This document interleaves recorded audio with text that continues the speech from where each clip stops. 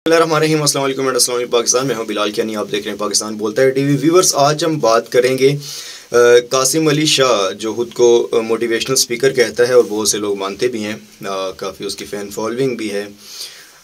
उसने जनाब ex prime minister of Pakistan जनाब मोहतरम इमरान ख़ान साहब के हवाले से जो ब्लंडर ऑफ द ईयर मैं उसको कहूँगा वो मारा हुआ है और पूरी दुनिया में इस वक्त तनकीद का निशाना बना हुआ है। ट्विटर उठा के देखें, फेसबुक पे आएँ, यूट्यूब पे जाएं, जहाँ भी आप जाएंगे आपको कासिम अली शाह की दुर्गत बनती हुई नज़र आएगी।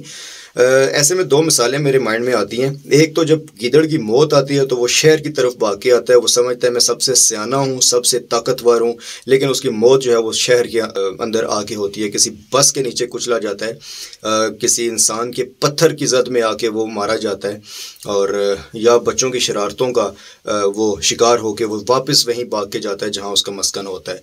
और इसके अलावा जब हम गन्ने की मशीन देखते हैं जिससे गन्ने का जूस निकल रहा होता है, और जब कोई खबती किस्म का इंसान जाके अपना बाजू उस गन्ने के साथ वो डाल दे तो वो उसका जो हशर नशर होता है, वो हशर इस वक्त कासिम अली शाह का हो रहा है। और वो कहा जाता है, व्यूअर्स, किसी का फरमान है कि जिस इंसान के ऊपर अल्लाह का करम हो उसके खिलाफ साजिश कभी नहीं करनी चाहिए, या उसकी इज़्ज़त को कम करने की कोशिश कभी नहीं करनी चाहिए, क्योंकि उस इंसान पे अल्लाह ताला का ख़ुसूसी करम होता है।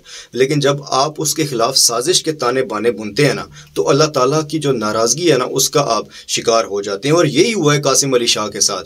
कासिम अली शाह ने इमरान खान साहब के साथ मुलाकात की, टिकट लेने की ख्वाहिश का इजहार किया, ट्विटर पर ट्वीट किया कि मुझे सियासत में आना चाहिए या नहीं।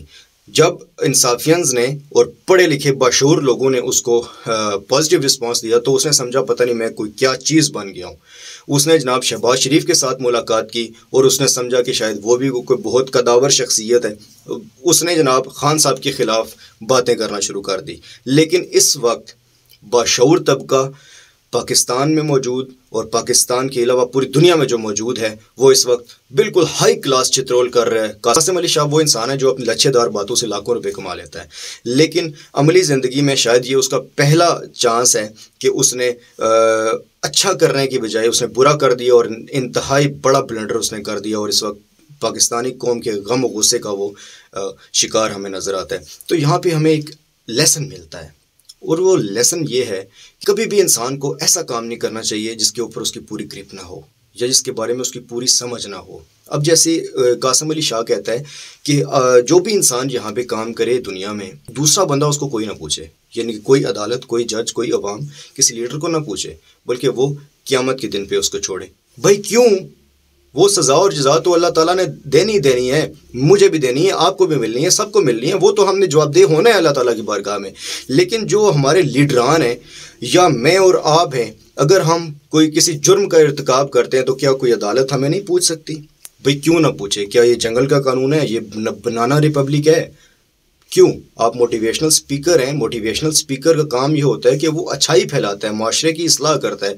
आप तो, मेरे पास अल्फाज नहीं है, बड़े गंदे अल्फाज आ जाते हैं मेरे मुंह में कि अगर आप मोटिवेशनल स्पीकर हैं तो आप तो इस्लाह की तरफ लेके जाएं। कोई कौमी चोर हो 50-50 करोड़ रुपए या 50-50 अरब रुपए जिसने गबन किया हो, अपनी कौम के साथ जुल्म किया हो, आप कहें जी कि वो उसका और अल्लाह का मामला है? बिल्कुल नहीं।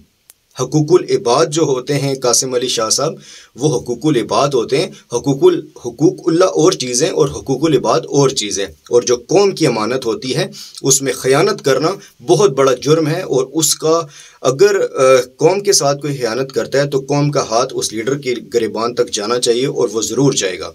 आप मोटिवेशनल स्पीकर खुद को कहते हैं तो मोटिवेशनल स्पीकर रहें। इस कौम का जो एक मसीहा मिला है इमरान खान की सूरत में, वो आप इस तसव्वुर का बेड़ा गर्क ना करें। मेहरबानी फरमा के आप जो लच्छेदार बातों से और मेंटली सिक लोगों को आप जो है वो अपना गर्विदा बना के 4 पैसे कमा रहे हैं, आप वही काम करें। बाशऊर तबके को आप बिल्कुल ना छेड़ें, क्योंकि फिर वही बात आ जाती है जो मैंने शुरू में की। बहुत शुक्रिया।